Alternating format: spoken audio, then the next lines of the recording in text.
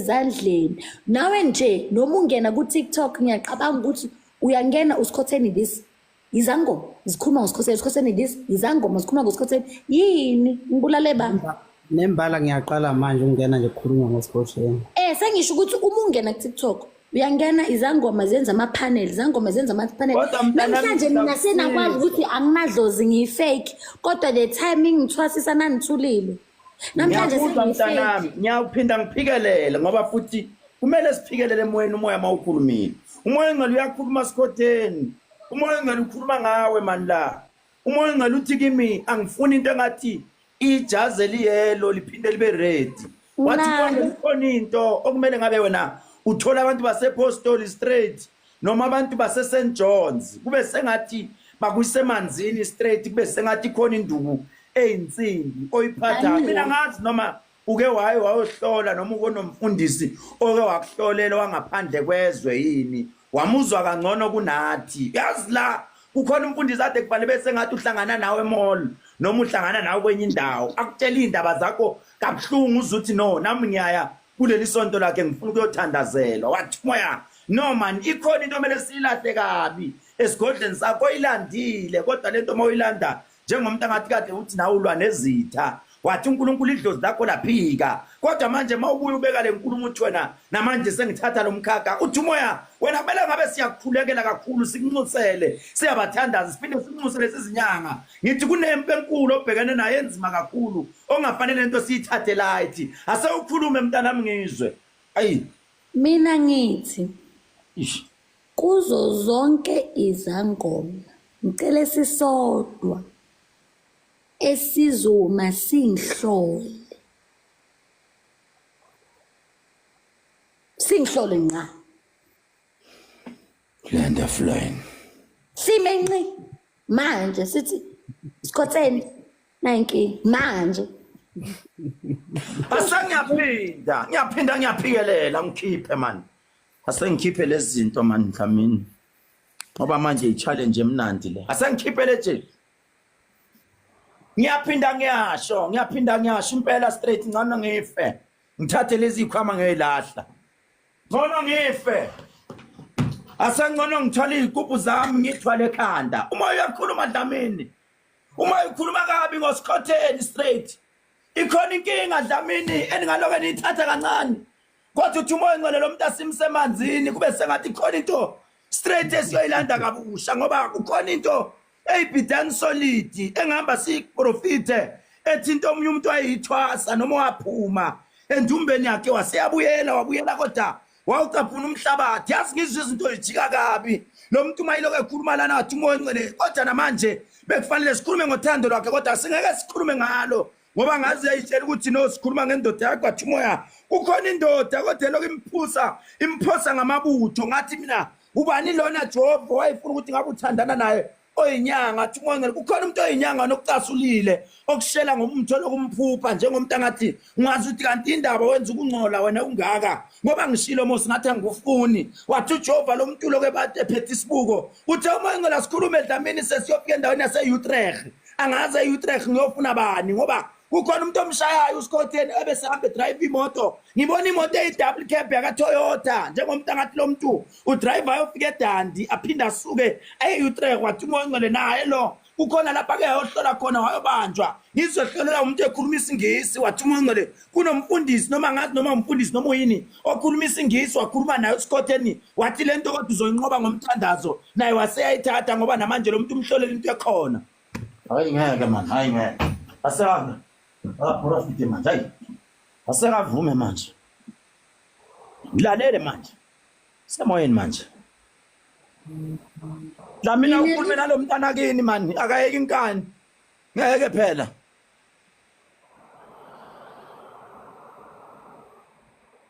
umusesami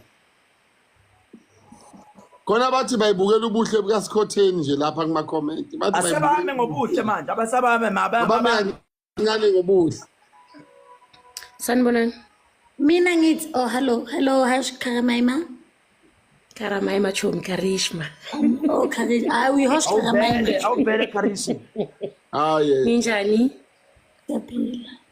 ngiyaphila ngokuhlonipha abantu abadala ne Mina, what I came here to this platform is to say ukuthi I'm one of the people who was following Ugok Skoteni in terms of ama rituals and stuff, and honestly speaking sangisebenzela yabona. So ngase ngaqala ukubona ukuthi kahle kahle uSkhotheni strong. I mean uSkhotheni igama lakhe uTumi, but uSkhotheni ulomphethe yabona. So ngase ngaqala ukubelievela kuSkhotheni lo omphethe yabona. I was going through a lot in my marriage, but because of this lady's rituals izinto zami saba right. Ngiyaphinda sisi Kharishi. So Kharishi lalela, lo muntu isekhona lento akakhuluma iqiniso kubantu. uSkhotheni khona into ayisebenzisile engahambisani nedlozi lakhe. baba Dr. Kencela ungizwe. Mangabe uTumi makakhuluma uyamlalela ukuthi uthini nazangoma angaze namchasa njengoba kuyisangoma. Angaze navula ama-panel nithi niyamchasa. But manje because of yena sekakhethe another journey. That's when you guys are starting to open ama-panel ngokuyeka kwakhe. Ngathi mina I think ngimzwe kanjalo. You understand? So mina what I wanted to say is that ugogo mangabe khona iphutha leli alenzayo kule decision le ayithathile. Remember ukuthi wavuka uSkhotheni. So uSkhotheni uzosiveza amphanishe ngendlela yakhe or ambuyisele empandeni isikhathi masesifikile. But yena as a person uTumi uya decide ukuthi I'm leaving this, I'm okay with this because of some challenges that I went through. So mina I 100% support your decision, Tumi. This is your life. You understand? You know ukuthi isicathulo sakho sishisa wena. That's what I'm saying. Isicathulo sakho sishisa wena. And I cannot come here and say I'm against your decision. But what I'll tell you is that wangisiza sisi. Igoli strong. Just know that. Ngiyabonga kakhulu. Ayikho into engikhiphile ukungomeni ningizwe kahle. Ayikho. Ithi ngithule. Hayi, philela umoya manje noma ungabaleka. Philela umoya manje. Dlamini ngikhulumile. Dlamini ngeke ngangcone ngezilahle zami ikhwama ngeke mina. Akasale sephilela umoya manje. Akakhuluma ngaloko edeja. Uyabona uqasha ngomune manje ngeke Dlamini. Dlamini ngilamlele. Nyonyanga yoshumini ngizwile ngitheni. Aseni ngilamlele niyamzwa lo muntu uthini. Asakhulume manje. Angeke bafowethu ningangidlela amandla. Ningangidlela amandla ngiphila ngeke. Nani ngaboni ngithathe ngikhona la. Ngithathe ngikhona. Ngicela ukubuza umbuzo kini nonke la nezinye izangoma eziphumile. Isiprofito usibona uma sesenzakele noma uma siza?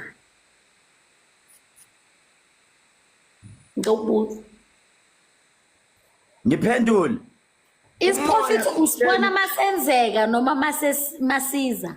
Umoya ubona into eseza, umoya ubona into eyenzakalayo, umoya ubona into esenzekile. 3.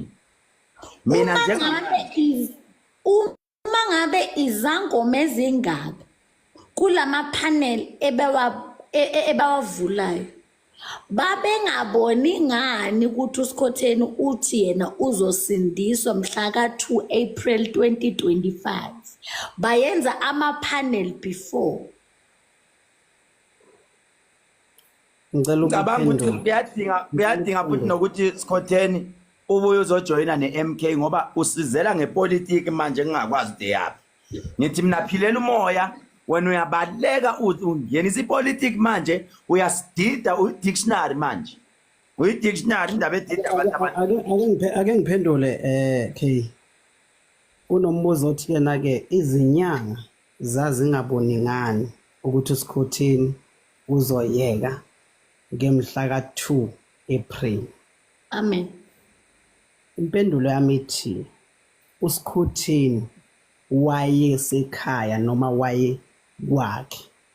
Sasingeke sigijime ngokukamoya siyongena endabeni zaSkhotheni nasemagcikeni aSkhotheni. Yeah. Cha ngiyala mkhulu. Ngakufani uSkhotheni ngeke sizokuphrofetha into azobuye ikhulume ku social media. uSikhotheni nangabe kufanele ngikhulume naye kufuneka ngikhulume naye in private not ku social media. Manje indaba nikhuluma ku social media ningakhulumi private.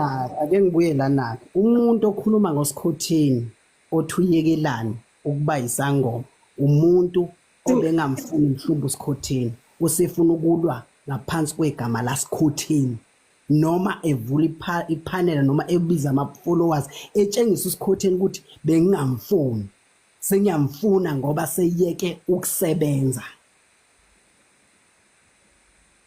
Umuntu okufanele ehlole uSikhotheni ukuthi ngomhla kaSibanibani uSikhotheni uyayeka umuntu olandela into zaSikhotheni noma azomtshela ukuthi uSikhotheni ngibheke ehamba ngifuna indaba zakhe ngifuna ukuthi uSikhotheni uthathe isinqumo sakhe nengelosi yakhe wakhetha uNkulunkulu wakhe umkhulu wakhe wathi no ntombazane yami sebekuhlukumezile hamba uyophila ntombazane yami bayagadla benza yonke into hamba mntanami uyophila ngendlela ozophila ngayo. Mkhulu mina yabona wena wezini akekho umuntu oke wangigadla ngiyisangoma ngokwenkulu nje inhlonipho. Akekho umuntu ongihlukumezile. Angihlukumezekanga. Angikhethanga lendlela ngoba ngihlukumezekile. Ngibe nemibuzo ngaphenduleka. Kwaphela ndaba nje. Mina into mangenza ngiyenza ngoba iyenziwa. Mina ngithwasa ngoba kuyathwaswa. Angithwasa ngoba ngibona social media. Mangithwasa ngangana social media, ngangana ngisho WhatsApp. Uma ngithwasa mina. So, imibuzo ebenginayo, imibuzo engiyibonayo. Imibuzo engakhona ukuphendulwa ngisho izangoma. Lo omphendulile ngase ngisabela kuyena. nazo Ngoba ukwazile ukuba nezimpendulo yezinto ebengaphenduleki kuzona. nazo Uyayibona into engishoyo? Mina mkhulu angihlukumezekanga mina. nazo-ke Angithintekanga, angilimalanga.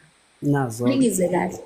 Inceba lami mina alikho.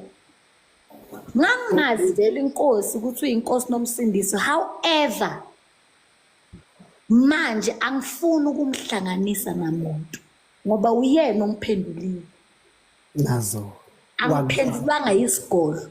Futhi into engizoyisho ukuthi isigodlo singisebenzele. Ayikho into embi engizoyikhomba ngesigodlo.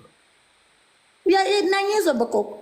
Inkinga ukuthi lama panel nale nkulumo enidalayo yizo lezi ezibanga umsini ngathi manje senijoke mina.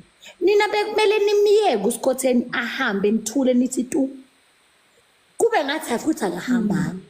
But the more ni create ama panel sekubuka ngathi manje sekunento ekhona le uSikhotheni ayibalekelayo kanti akusinjalo. Yekani uSikhotheni uma ngabe melashayise akashayise yedwa bakwethu. yeah Akashayisa akahamba ayashayisa etrainini uSikhotheni akashayise itrain impela manje ngoba usuya phambuka. yeah Into engitshela yona mina ukuthi the more kwenziwa kanje it is the more ubunyanga kuzoba inhlekisa. Yonke into eyenza manje into engangikhuluma 2022 to 2023. Musana ukufola kule trap thulani uma ngabe ngenza iphutha kuzabonakala ekugcineni.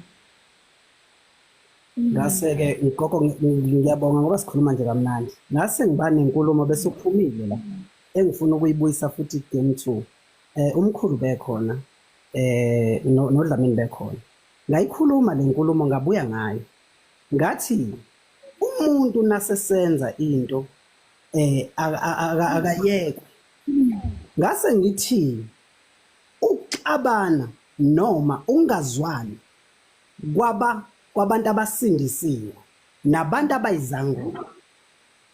Umuntu osindisiwe namhlanje unomuzi unemoto uyazi ukuthi wayithola kanjani. Uyazi kungani elapha ekhona. Nangabe omunye wakhula kubo kusindisiwe kukhona umuzi wazi wamkhulu uyazi ukuthi kungani ehlale kulowo muzi. Ngase ngibuya futhi endabeni yabantu abayizangoma. Namhlanje uyisangoma uKhehlelezi unomuzi namhlanje unayo yonke into ngaphansi kwani kwedlozi unikezwe ilidlozi lakhe namhlanje waphumelela ngaphansi kwedlozi.